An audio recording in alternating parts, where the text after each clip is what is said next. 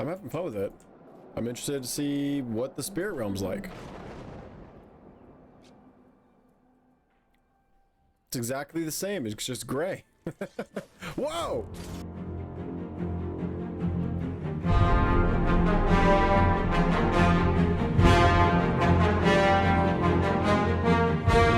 What is up, YouTube? Welcome to another part of our Guild Wars 2 playthrough.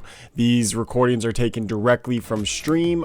We stream live twitch.tv/Redthedeer and would love all of you guys to be there watching us progress through this incredible game. So far, 2 sessions in, and I am still having fun. And I'm excited to continue the storyline. We left off just getting to the main capital city, ready to progress into our class quest. Or at least I believe it's the class quest. I'm still figuring that part out. Right when I logged on, I immediately opened up the minimap to this gorgeous city and had to explore as many points of interest as possible. Every little icon that was on the map, I had to go discover what it was. Eventually, this was taking up too much of the stream's time, and nothing was really coming of it outside of checking out these cool little roleplay areas. Like this one was, I guess, a little family bar. Maybe they're having a bar mitzvah. I don't know their culture. And this whole area that was like a different shrine to one of the wild gods that actually wasn't a wild god. I was having fun. Stream was not having fun. So they kicked me on to the main quest chain. After following the quest icon, it led me over to this area here, and I actually really enjoy when MMOs do this style of quest chain. So it creates a sort of phaseable environment that doesn't actually affect the outside world. Inside of this instanced scenario, you are progressing down the quest chain. It is being a story told to you and you are taking actions in it, but anything that happens inside of the world will not affect the outside world. This allows the developers to do a lot with the story, where they can say that this area was invaded and there's a giant firestorm and we have to defend against it, and then when you pop back out, everything's fine. In that type of storytelling, if you were to make it progressive and everybody experienced it, then that zone would be changed forever, and there would be no way for you to ever go back and experience it the way that it was. So this type of storytelling, I think, is better for developers and better for storytellers, and I actually do approve of the way that it is played. Another valid point to this is it allows any amount of players to actually partake in the quest without having to wait for respawns or boss delays.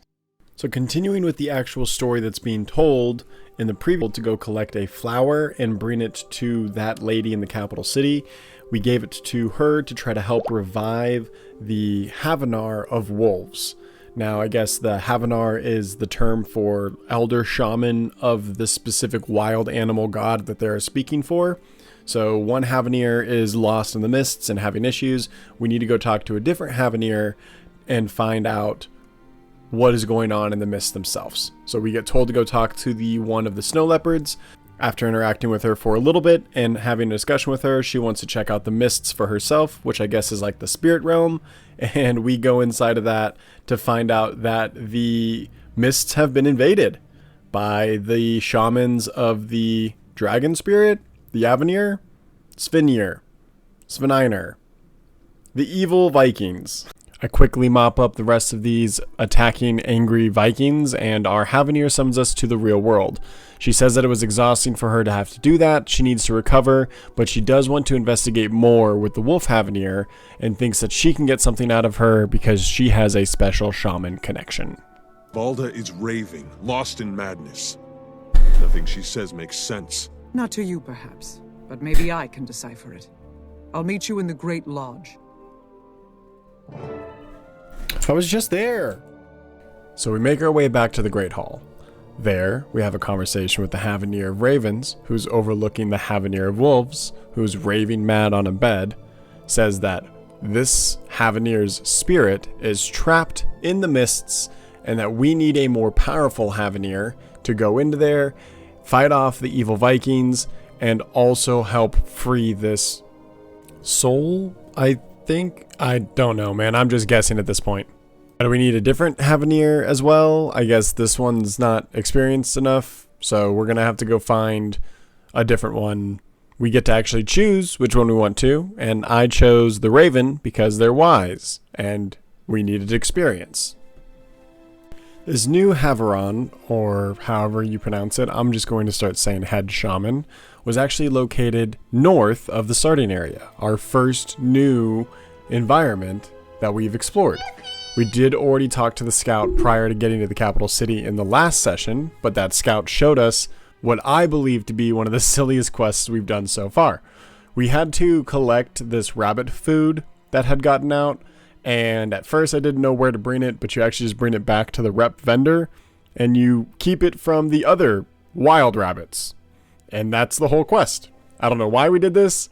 I didn't really understand it at first, but I took 6 rabbit food bags over to this person, and that was it. We also ran into this thing, which I thought was an alien anomaly, and I never actually got an answer for what it was, but if you know what this is, then please leave a comment and let me know. Before moving on, we clean up our bags and notice that there's no other quest objectives on the map. We did see the scout icon and remembered from our first session that scouts reveal the quest objectives on your map. First we snag the fast travel point, and then we talk to the scout to get the rest of our map filled out with quest objectives and what to do next. The closest one of those was a little bit further east of us that led us to this small little village. I'm immediately greeted with the idea of picking up these snowballs and flinging them at a child's head. So I do this. Being the gamer that I am, I see that it's repeatable and continue to do this. I had no idea this was the actual quest objective, and that I was earning quest progress for flinging snow at children's heads. I was having so much fun. And I did eventually notice that it was a part of the quest, but the animation of getting hit with a snowball is so perfect and comedic and hilarious, and I wish that it was the same exact animation that happened when you throw snowballs in World of Warcraft. Excellent job, Guild Wars 2 devs. More like this.